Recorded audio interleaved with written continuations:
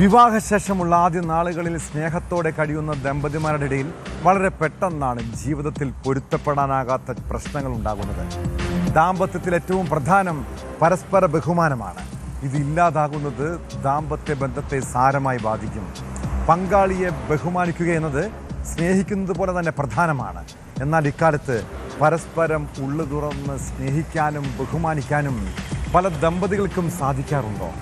പങ്കാളികൾക്കിടയിലെ സംശയം, മദ്യപാനം, സാമ്പത്തിക പ്രശ്നങ്ങൾ, അധികാരബോധം, പ്രതികാരം, ഇതൊക്കെയാണ് പല കുടുംബങ്ങളിലെയും പ്രശ്നങ്ങൾക്ക് കാരണം. ഒടുവിൽ ആത്മഹത്യയിലോ കൊലപാതകത്തിലോ ജീവിതം തകരുന്ന സാഹചര്യം.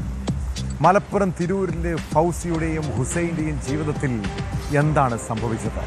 വിശദമായി പരിശോധിക്കുകയാണ് പോലീസ് പട്രോൾ. സ്വാഗതം.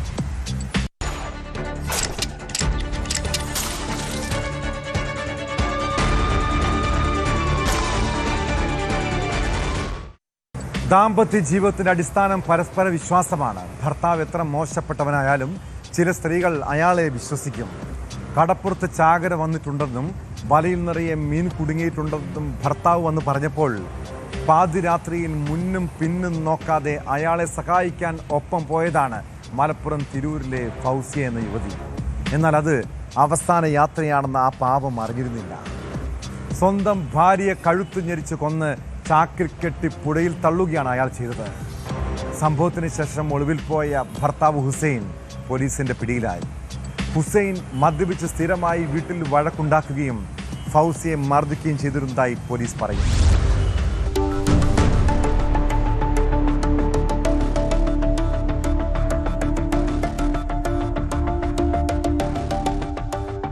മത്സ്യബന്ധനത്തിനിടെ ബോട്ടിൽ കയർ കുരുങ്ങിയതിനെ തുടർന്ന് മത്സ്യത്തൊഴിലാളികൾ നടത്തിയ പരിശോധനയിലാണ് ചാക്കിൽ കെട്ടിയ നിലയിൽ ഫൗസിയുടെ മൃതദേഹം കണ്ടെത്തിയത്. ഇതോടെ പോലീസ് ഹുസൈനെ കണ്ടെത്തുന്നതിനായി അന്വേഷണം ഊർജിതമാക്കി. ഫോട്ടോ സഹിതം ലുക്കൌട്ട് നോട്ടീസും പുറത്തിറക്കി. ഇതിനിടെ ശനിയാഴ്ച രാവിലെ 11ഓടെ തിരൂർ പരപ്പനങ്ങാടി ബസ്സിൽ യാത്ര ചെയ്യുകയായിരുന്ന ഹുസൈനെ പൂക്കയിൽ വെച്ച് പോലീസ് കസ്റ്റഡിയിലെടുക്കുകയായിരുന്നു. പ്രതിയെ ബസ്സിൽ നിന്ന് പിടികൂടുന്ന ദൃശ്യങ്ങളും പുറത്തുവന്നു.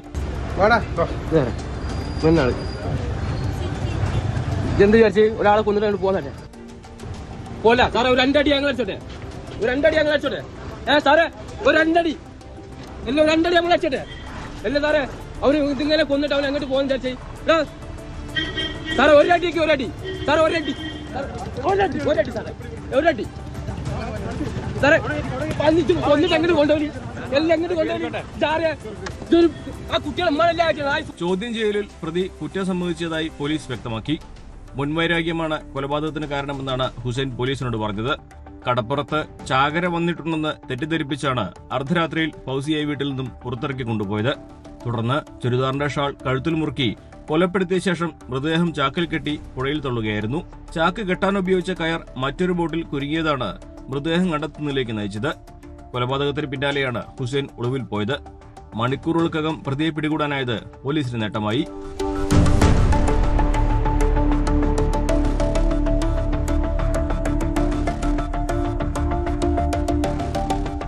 ഹുസൈൻ മദ്യപിച്ച് സ്ഥിരമായി വീട്ടിൽ വഴക്കുണ്ടാക്കുകയും ഫൗസിയെ മർദ്ദിക്കുകയും ചേരുന്നതായി പോലീസ് പറഞ്ഞു. സംഭവത്തിൽ കൂടുതൽ അന്വേഷണം പുരോഗമിക്കുകയാണ്.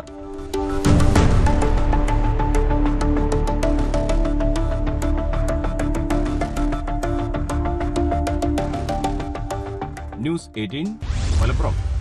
4 വയസ്സുകാരിയായ മകൾക്ക് മുന്നിൽ പിതാവ് ലൈംഗിക വൈകൃതം കാട്ടുക തിരിച്ചറിവില്ലാത്ത പ്രായമാണെങ്കിലും ആ കുഞ്ഞിന്റെ മനസ്സിൽ അത് വല്ലാത്തൊരാഘാതമായിരിക്കും. വലുതായി കഴിയുമ്പോൾ സ്വന്തം അച്ഛനെ വെറുക്കപ്പെട്ടവനായി മാത്രമേ അവൾക്ക് കാണാൻ കഴിയൂ. കൊല്ലത്ത് മകൾക്ക് മുന്നിൽ പിതാവ് ലൈംഗിക വൈകൃതം കാട്ടിയെന്ന പരാതിയിൽ ഒടുവിൽ പോക്സോ കേസ് എടുത്തിരിക്കുന്നു. പോക്സോ വകുപ്പ് ചുമത്താൻ പോലീസ് തയ്യാറായില്ലെന്ന പരാതിക്കാരിയുടെ ആരോപണത്തിന് പിന്നാലെയാണ് കേസ്. സംഭവത്തിൽ ചൈൽഡ് വെൽഫെയർ കമ്മിറ്റി ഇടപെട്ടതോടെയാണ് നടപടി. ജുവനൈൽ ജസ്റ്റിസ് ആക്ടും കേസിൽ ഉൾപ്പെടുത്തിയിട്ടുണ്ട്.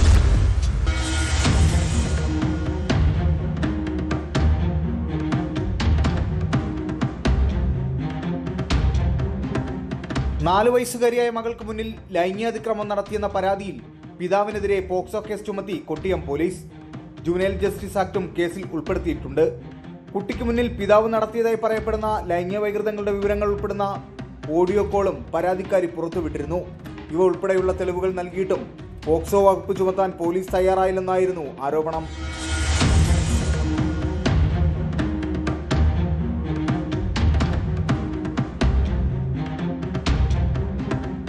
സമാന ആവശ്യം ഉന്നയിച്ച് സംസ്ഥാന പോലീസ് മേധാവിയെയും പരാതിക്കാരി സമീപിച്ചിരുന്നു. തുടർന്നാണ് കൊട്ടിയം പോലീസ് പിതാവിനെതിരെ പോക്സോ വകുപ്പുകൾ ചുമത്തി കേസെടുത്തത്. ജുവനൈൽ ജസ്റ്റിസ് ആക്ടും കേസിൽ ഉൾപ്പെടുത്തിയിട്ടുണ്ട്. CWCയുടെ നിർദ്ദേശപ്രകാരം കുട്ടിക്ക് കൗൺസിലിംഗും നൽകിയിരുന്നു. 4 വയസ്സുകാരിയായ കുട്ടിയുടെ മൊഴിയും മറ്റ് തെളിവുകളും അന്വേഷണത്തിന്റെ ഭാഗമായി പരിശോധിച്ച ശേഷം കേസിൽ തുടർ നടപടികളുമായി മുന്നോട്ടു പോകുമെന്ന് പോലീസ് അറിയിച്ചു.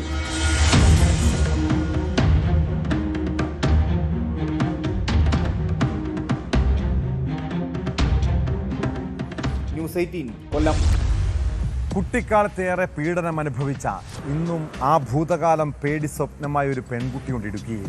തൊടുപുഴ കുമാരമംഗലം പോക്സോ കേസിലെ അതിജീവിത. പ്രായപൂർത്തിയാകാത്ത കാലത്ത് അമ്മയുടെയും മുത്തശ്ശിയുടെയും ഒത്താശയോടെ നിരവധി പേരാണ് അവളെ പീഡിപ്പിച്ചത്. ആ കേസിൽ വിധി പറയാനിരിക്കെ ഒരു പ്രതിയെ മരിച്ച നിലയിൽ കണ്ടെത്തി. ഏറെ കോളിളക്കം സൃഷ്ടിച്ച കേസിലെ 2ാം പ്രതിയായ കോട്ടയം രാമപുരം സ്വദേശി തങ്കച്ചനാണ് മരിച്ചത്. ആത്മഹത്യ എന്നാണ് പോലീസിന്റെ പ്രാഥമിക നിഗമനം. മൃതദേഹത്തിന് സമീപത്ത് നിന്ന് കണ്ടെത്തിയ കുറിപ്പിൽ പോലീസിനും കോടതിക്കും പ്രോസിക്യൂഷനുമെതിരെ പരാമർശങ്ങളുണ്ടെന്നാണ് സൂചന.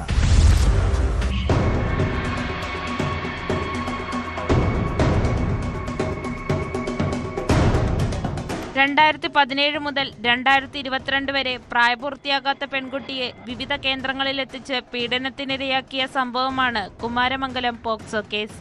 കൂട്ടബലാത്സംഗം ഉൾപ്പെടെ 28 കേസുകളിലായി ആകെ 25 പ്രതികളാണുള്ളത്.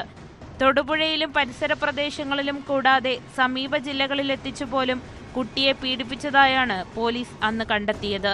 പീഡനം നടന്നത് കുട്ടിയുടെ അമ്മയുടെയും മുത്തശ്ശിയുടെയും ഒത്താശയോടെയാണെന്നും പോലീസ് വ്യക്തമാക്കിയിരുന്നു.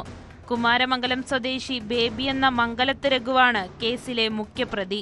28 കേസുകളിലെ ഒരു കേസിൽ 2ാം പ്രതിയായിരുന്നു കോട്ടയം രാമപുരം കുറിഞ്ഞി സ്വദേശിയായ തങ്കച്ചൻ.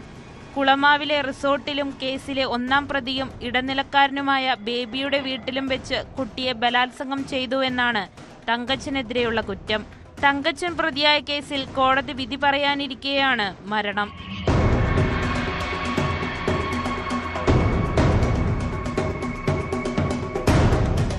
തങ്കച്ചൻ കോടതിയിൽ ഹാജരാകാത്തതിനാൽ 2 തവണ വിധി പറയുന്നത് മാറ്റിവെച്ചിരുന്നു. ഈ മാസം 31-ന് വീണ്ടും കോടതി കേസ് പരിഗണിക്കാനിരിക്കുകയായിരുന്നു. മൃതദേഹത്തിന് സമീപത്തു നിന്നും തങ്കച്ചന്റേതെന്ന് കരുതുന്ന കുറിപ്പ് കണ്ടെത്തിയിട്ടുണ്ട്. ഇതിൽ തന്റെ മരണത്തിന് കാരണം കുമാരമംഗലം കേസാണെന്ന് വ്യക്തമാക്കുന്നുണ്ട്. ഉന്നതരെ രക്ഷിക്കാൻ താൻ ഉൾപ്പെടെയുള്ളവരെ പോലീസ് കേസിൽപ്പെടുത്തിയെന്നും ആരോപണമുണ്ട്. പ്രതിഭാഗത്തിന്റെ വാദങ്ങൾ കോടതി മുഖവിലക്കെടുക്കുന്നില്ലെന്നും കുറിപ്പിൽ പറയുന്നു. വീടിന് സമീപം മരിച്ച നിലയിലാണ് തങ്കച്ചനെ കണ്ടെത്തിയത്. ആത്മഹത്യയാണെന്നാണ് പ്രാഥമിക നിഗമനം. പോസ്റ്റ്മോർട്ടം റിപ്പോർട്ടിലെ മരണകാരണം വ്യക്തമാകൂ എന്ന് പോലീസ് പറഞ്ഞു.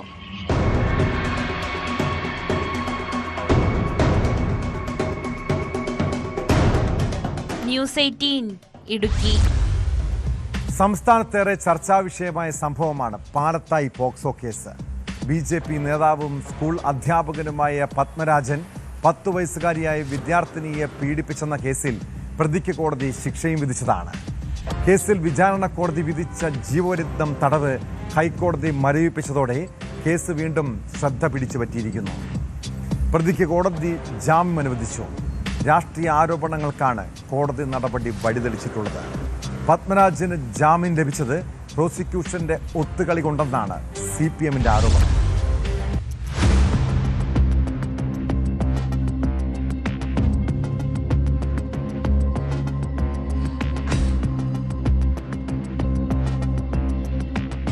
ഇരയായ കുട്ടിയുടെ മൊഴികളിൽ വൈരുദ്ധ്യമുണ്ടെന്ന നിരീക്ഷണത്തോടെയാണ് ഹൈക്കോടതി പത്മരാജന് ജാമ്യം നൽകിയത്. പ്രതിക്ക് വിചാരണ കോടതി വിധിച്ച ജീവപര്യന്തം തടവും ഹൈക്കോടതി മരവിപ്പിച്ചു. വിചാരണ കോടതിയുടെ ശിക്ഷാവിധിയിൽ പ്രഥമദൃഷ്ട്യാ തെറ്റുണ്ടെന്നും ഹൈക്കോടതി ചൂണ്ടിക്കാട്ടിയിട്ടുണ്ട്. തലശ്ശേരി ഫാസ്റ്റ് ട്രാക്ക് സ്പെഷ്യൽ കോടതിയുടെ ശിക്ഷാവിധിക്കെതിരെ പ്രതി നൽകിയ അപ്പീലിലാണ് justice Raja Vijayaraghavan, justice KV Jayakumar എന്നിവരുൾപ്പെട്ട ഡിവിഷൻ ബെഞ്ച് ഇടക്കാല ഉത്തരവ് പുറപ്പെടുവിച്ചത്. ഇരയായ കുട്ടിയുടെ മൊഴികളിൽ കാര്യമായ വൈരുദ്ധ്യങ്ങളും അതിശയോക്തിപരമായ വിശദീകരണങ്ങളുമുണ്ടെന്ന് കോടതി പ്രാഥമികമായി നിരീക്ഷിച്ചിട്ടുണ്ട്. കുട്ടിയെ ആദ്യം പരിശോധിച്ച ഡോക്ടർ പീഡനം നടന്നതായി രേഖപ്പെടുത്തിയിരുന്നില്ല. പിന്നീട് പരിശോധിച്ച ഡോക്ടർ കണ്ടെത്തിയ പരിക്കുകൾ ഫംഗൽ ഇൻഫെക്ഷൻ മൂലമുള്ള ചൊറിച്ചിൽ കൊണ്ട് സംഭവിക്കാമെന്ന് മൊഴി നൽകിയിട്ടുണ്ടെന്നതും കോടതി പരിഗണിച്ചു. 3 വ്യത്യസ്ത അന്വേഷണ സംഘങ്ങൾ നടത്തിയ അന്വേഷണങ്ങളിൽ പരസ്പര വിരുദ്ധമായ നിഗമനങ്ങളിലാണ് എത്തിച്ചേർന്നതെന്നും കോടതി വിലയിരുത്തി. 600ഓളം വിദ്യാർത്ഥികൾ പഠിക്കുന്ന സ്കൂളിൽ ആരുടെയും ശ്രദ്ധയിൽപ്പെടാതെ ഇത്തരമൊരു സംഭവം നടക്കാനുള്ള സാധ്യതയിൽ സംശയം പ്രകടിപ്പിച്ചാണ് ഹൈക്കോടതി പ്രതിക്ക് ജാമ്യം അനുവദിച്ചത്. കഴിഞ്ഞ വർഷം നവംബറിലാണ് BJP നേതാവും അധ്യാപകനുമായ പത്മരാജനെ വിചാരണ കോടതി ജീവപര്യന്തം തടവിന് ശിക്ഷിച്ചത്. 2020 ജനുവരിക്കും ഫെബ്രുവരിക്കും ഇടയിൽ കണ്ണൂർ പാലത്തായിലെ 10 വയസ്സുകാരിയെ സ്കൂളിനകത്തും പുറത്തും വെച്ച് 3 തവണ ലൈംഗികമായി പീഡിപ്പിച്ചുവെന്ന കേസിലായിരുന്നു ശിക്ഷ. അതിന് ജാമ്യം ലഭിച്ചത് പ്രോസിക്യൂഷന്റെ ഒത്തുകളി കൊണ്ടാണെന്ന് CPM കണ്ണൂർ ജില്ലാ സെക്രട്ടറി KK രാഗേഷ് ആരോപിച്ചു. നടന്നത് ഒത്തുകളിയാണെന്നും സർക്കാർ മറുപടി പറയണമെന്നും CPM നേതാവ് P ജയരാജനും ആവശ്യപ്പെട്ടു.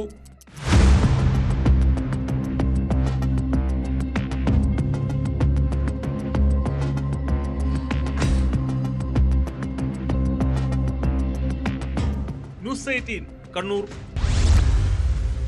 പാലക്കാട് ചെർപ്പുളശ്ശേരിയിൽ CPM ഏരിയ കമ്മിറ്റി ഓഫീസിൽ യുവതിയെ പീഡിപ്പിച്ച് ഗർഭിണിയാക്കിയെന്ന കേസ് ഏറെ രാഷ്ട്രീയ വിവാദത്തിന് വഴിവെച്ചതാണ്.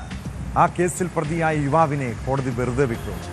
ചെർപ്പുളശ്ശേരി സ്വദേശി P പ്രകാശനെയാണ് പട്ടാമ്പി കോടതി കുറ്റവിമുക്തനാക്കിയത്. 2018 ജൂണിലുണ്ടായ കേസിലാണ് പട്ടാമ്പി ഫാസ്റ്റ് ട്രാക്ക് സ്പെഷ്യൽ കോടതി വിധി പറഞ്ഞത്. രാഷ്ട്രീയ കോളിളക്കം സൃഷ്ടിച്ച കേസിൽ സുപ്രധാന വിധി വന്നപ്പോൾ അത് പോലീസിനും പ്രോസിക്യൂഷനും കനത്ത തിരിച്ചടിയായി.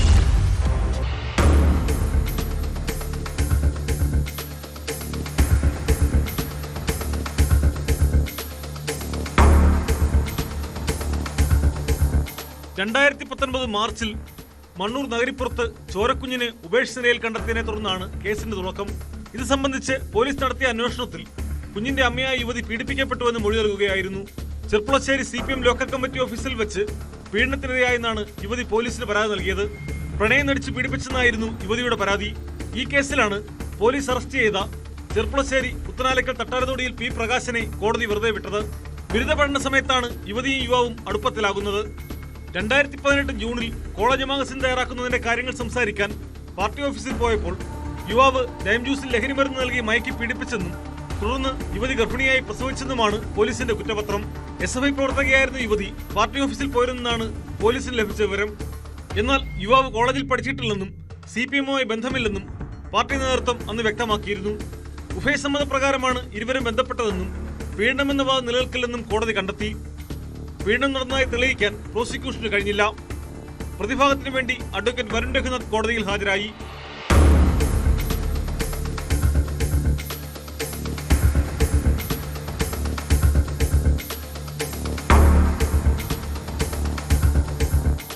ന്യൂസ് 18 പട്ടാമ്പി.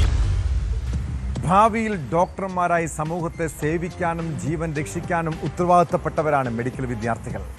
എന്നാൽ അവർ വെറും ക്രിമിനലുകളെ പോലെ പെരുമാറിയാലോ? അത്തരക്കാർക്ക് ഡോക്ടർമാരായിരിക്കാൻ യോഗ്യതയില്ലെന്ന് തറപ്പിച്ച് പറയാം. തൃശ്ശൂരിലെ ഹോട്ടലിൽ മെഡിക്കൽ വിദ്യാർത്ഥികളുടെ സംഘം അതിക്രമം കാട്ടിയത് ഹോട്ടലിലിരുന്ന് ബിയർ കുടിക്കാൻ സമ്മതിക്കാത്തത് കൊണ്ടാണ്. ആദ്യം ഹോട്ടലിൽ നിന്ന് പോയ ഇവർ പിന്നീട് സംഘമായി മടങ്ങിയെത്തി മാനേജരെ ബ്ലേഡ് കൊണ്ട് വരഞ്ഞാക്രമിക്കുകയായിരുന്നു. പ്രതികൾക്കായി പോലീസ് അന്വേഷണം ഊർജിതമാക്കിയിട്ടുണ്ട്.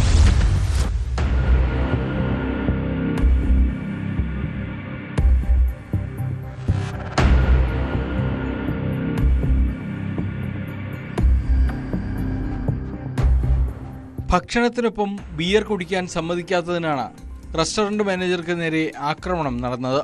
വെള്ളിയാഴ്ച രാത്രി അത്താണി കെൽട്രോണിന് സമീപം അനീഷ് എന്ന വ്യക്തിയുടെ ഉടമസ്ഥതയിലുള്ള അൽമിയ റെസ്റ്റോറന്റിലാണ് സംഭവം.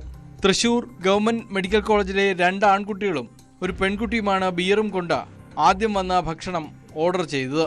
അവിടെ ഇരുന്ന് ലഹരി സാധനങ്ങൾ ഉപയോഗിക്കാൻ പാടില്ലെന്ന കർശന താക്കീത് മാനേജർ നൽകിയെങ്കിലും ഇവർ കുറച്ചു സമയം കഴിഞ്ഞ് മേശയ്ക്ക് മുകളിൽ ബിയർ കുപ്പികൾ തുറന്നുവെച്ച് കഴിക്കാനുള്ള ശ്രമങ്ങൾ തുടരുകയായിരുന്നു.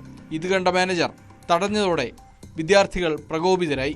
ഇവരുടെ മൊബൈൽ വാങ്ങിവെച്ചതായും തുടർന്ന് അപ്പോൾ തന്നെ വിഷയം പറഞ്ഞു ഒത്തുതീർപ്പാക്കിയതായും മാനേജർ പറയുന്നു. എന്നാൽ സംഭവത്തിന് ശേഷം 1 മണിക്കൂർ കഴിഞ്ഞ് 10ഓളം പേരുമായി ഹോട്ടലിൽ എത്തിയ ഇവർ മാനേജർ തലശ്ശേരി സ്വദേശി സതീഷിനെ ആക്രമിക്കുകയായിരുന്നു.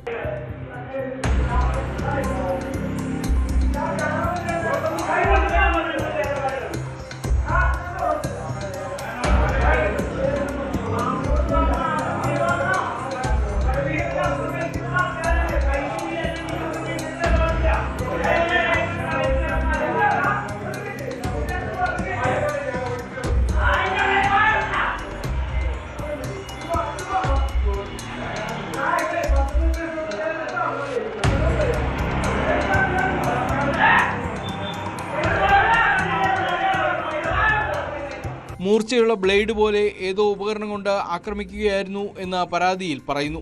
വലത് കൈയിൽ മുറിവേറ്റ സതീഷ് ആശുപത്രിയിൽ ചികിത്സ തേടി. മെഡിക്കൽ കോളേജ് പോലീസ് സ്റ്റേഷനിൽ നൽകിയ പരാതിയിൽ കുറ്റക്കാരായവർക്കെതിരെ കർശന നടപടികൾ സ്വീകരിക്കണമെന്ന് ഹോട്ടൽ ആൻഡ് റെസ്റ്റോറന്റ് അസോസിയേഷൻ ഭാരവാഹികൾ ആവശ്യപ്പെട്ടു.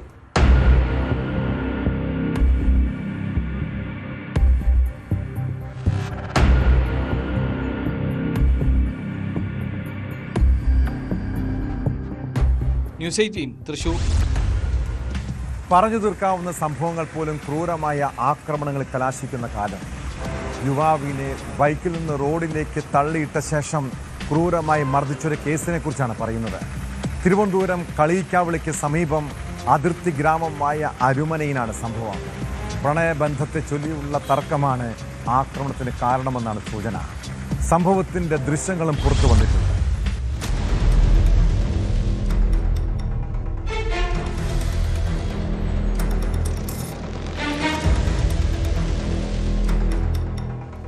അരുമന ജംഗ്ഷനിൽ വെള്ളിയാഴ്ച രാത്രിയിലായിരുന്നു സംഭവം. 4 അംഗ സംഘം യുവാവിനെ ബൈക്കിൽ നിന്ന് റോഡിലേക്ക് തള്ളിയിടുകയും ക്രൂരമായി ആക്രമിക്കുകയുമായിരുന്നു. ആക്രമണ ദൃശ്യങ്ങൾ പുറത്തു വന്നിട്ടുണ്ട്.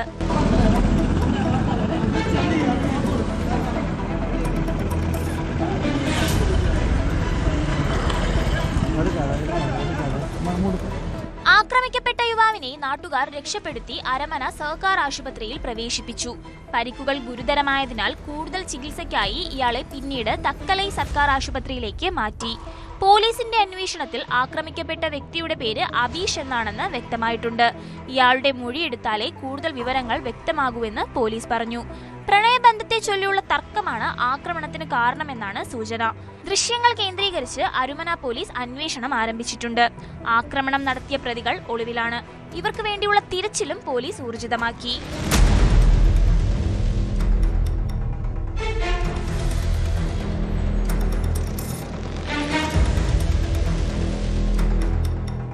ന്യൂസ് 18 നെയ്യാറ്റിൻകര. രാത്രി നമ്മൾ കിടന്നുറങ്ങുമ്പോൾ പുറത്ത് തെരുവുകളിൽ എന്തൊക്കെയാണ് നടക്കുന്നത്? ലഹരി ഉപയോഗിച്ച ശേഷം അഴിഞ്ഞാടുന്നവരും പിടിച്ചുപറിക്കാരുമൊക്കെ തെരുവുകൾ കൈയടക്കും. എന്തെങ്കിലും അത്യാഹിതങ്ങൾ സംഭവിക്കുമ്പോൾ മാത്രമാകും പോലീസ് പോലും ഇക്കാര്യം അറിയുക. മലപ്പുറം മഞ്ചേരി പഴയ ബസ് സ്റ്റാൻഡിൽ കൊല്ലം സ്വദേശിയായ നിർമ്മാണ തൊഴിലാളി പ്രകാശൻ കൊല്ലപ്പെട്ടത് മദ്യപിച്ചുണ്ടായ തർക്കത്തിലാണ്. കൊലപാതകമെന്ന അന്വേഷണത്തിൽ വ്യക്തമായതോടെ പോലീസ് നടത്തിയ തിരച്ചിലിൽ പ്രതി പിടിയിലായി. എടക്കര സ്വദേശി ജോബിനെയാണ് മഞ്ചേരി പോലീസ് അറസ്റ്റ് ചെയ്തത്. പ്രകാശനെ ക്രൂരമായി മർദ്ദിച്ച് പണം കവർന്ന പ്രതി പിന്നീട് തിരിച്ചെത്തി കൊല നടത്തുകയായിരുന്നുവെന്ന് പോലീസ് പറയുന്നു.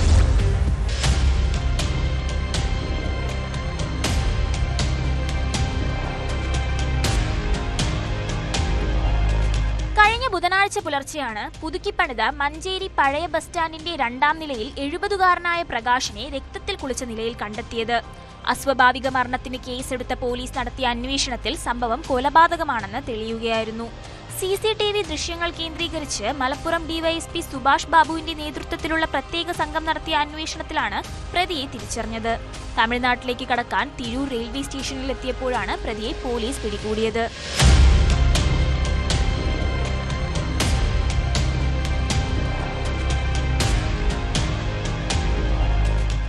മദ്യവും നഷ്ടപ്പെട്ടതിനെ ചൊല്ലി ഇരുവരും തമ്മിലുണ്ടായ തർക്കമാണ് കൊലപാതകത്തിൽ കലാശിച്ചത്.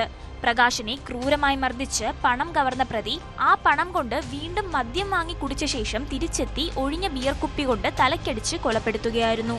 പുലർച്ചെ പ്രകാശിന്റെ മരണം ഉറപ്പാക്കിയ ശേഷമാണ് ജോബിൻ സ്ഥലത്തു നിന്നും രക്ഷപ്പെട്ടത്. Malappuram inspector K Harish, Manjeri inspector Manoj K Gopi എന്നിവരടങ്ങിയ സംഘമാണ് പ്രതിയെ വലയിലാക്കിയത്.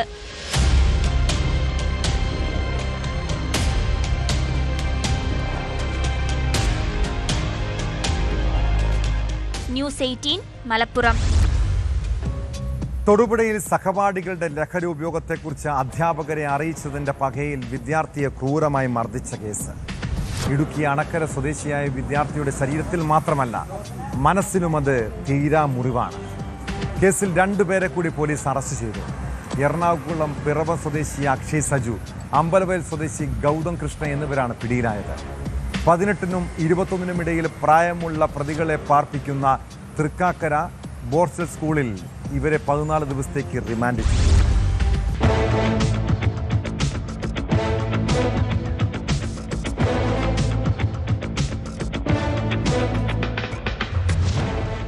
ആലപ്പുഴയിലെ ഗ്രാൻഡിസ് എന്ന സ്ഥാപനത്തിൽ mobile phone and laptop service കോഴ്സിന് പഠിക്കുന്ന അണക്കര സ്വദേശിയുടെ ജനനേന്ദ്രിയമാണ് ഹോസ്റ്റലിൽ വച്ച് സഹപാഠികൾ തകർത്തത്.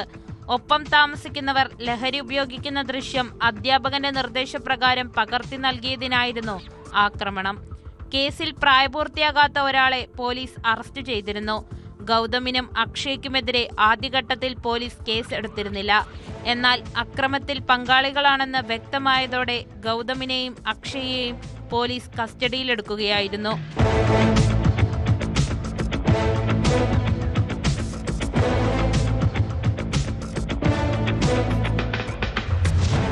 കേസിലെ പ്രായപൂർത്തിയാകാത്ത കുറ്റാരോപിതനെ പോലീസ് കോട്ടയം തിരുവഞ്ചൂരിലെ ജുവനൈൽ ഹോമിലാക്കി. പ്രായപൂർത്തിയാകാത്ത കുറ്റാരോപിതനെ മുതിർന്നയാളായി പരിഗണിച്ച് അന്വേഷണം നടത്താൻ അനുമതി ആവശ്യപ്പെടാൻ പോലീസ് ആലോചിക്കുന്നുണ്ട്. പ്രായം പരിഗണിക്കേണ്ടാത്തത്രയും ക്രൂരതയാണ് അണക്കര സ്വദേശിയായ വിദ്യാർത്ഥി കുറ്റാരോപിതനിൽ നിന്ന് നേരിട്ടതെന്നാണ് പോലീസിന്റെ പ്രാഥമിക നിഗമനം. അതേസമയം വിദ്യാർത്ഥിയെ മർദ്ദിച്ചിട്ടില്ലെന്നാണ് ഗൗതമും അക്ഷയും മൊഴി നൽകിയിട്ടുള്ളത്.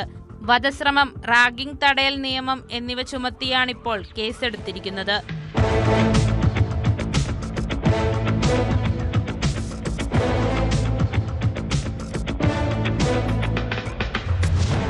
ന്യൂസ് 18 ഇടുക്കി.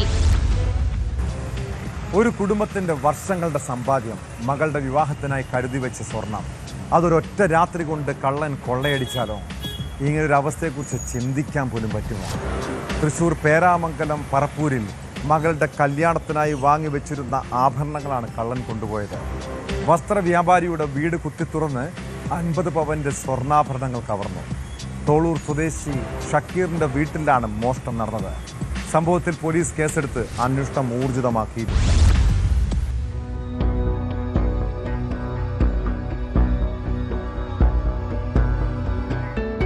വസ്ത്രവ്യാപാരിയായ തോളൂർ നാലകത്ത് ഷക്കീറിന്റെ വീട്ടിലാണ് കവർച്ച നടന്നത്.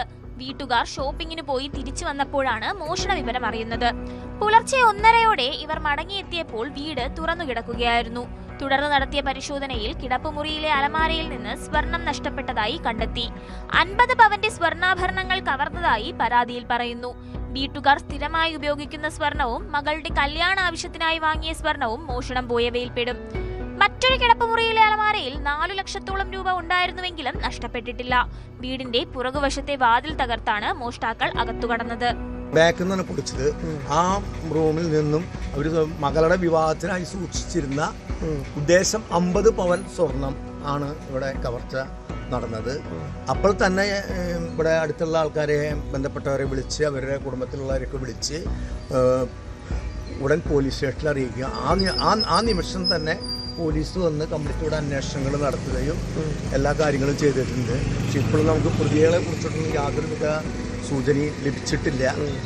ഇതിന്റെ ഓണറാകെ മാനസികമായിട്ട് തകർന്ന് ഇരിക്കുകയാണ്. വൈകിട്ട് 2 പേരെ വീടിനു സമീപത്ത് കണ്ടിരുന്നതായി പരിസരവാസികൾ പറയുന്നു. വീടിനു സമീപത്തു നിന്നും മദ്യക്കുപ്പിയും ഭക്ഷണാവശിഷ്ടങ്ങളും കണ്ടെത്തിയിട്ടുണ്ട്. പറപ്പൂരിൽ തുണിക്കട നടത്തുകയാണ് ഷക്കീർ. സംഭവത്തിൽ പേരാമംഗലം പോലീസ് അന്വേഷണം ആരംഭിച്ചു.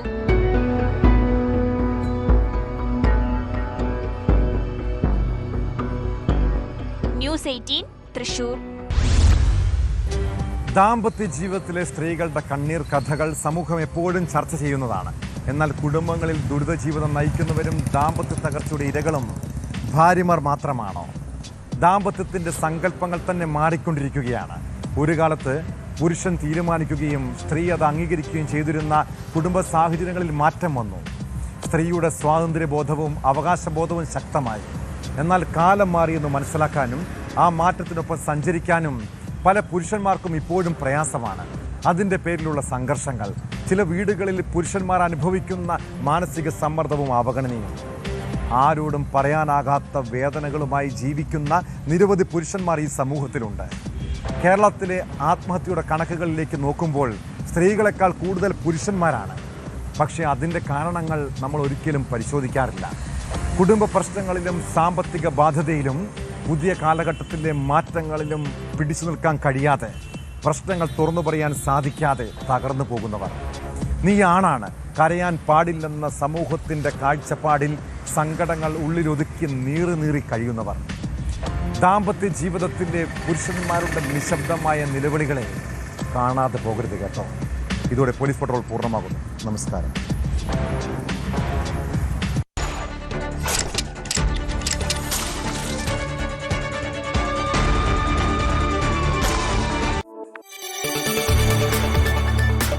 കൂടുതൽ വാർത്തകൾക്ക് news 18 Keralam YouTube channel subscribe ചെയ്യുക.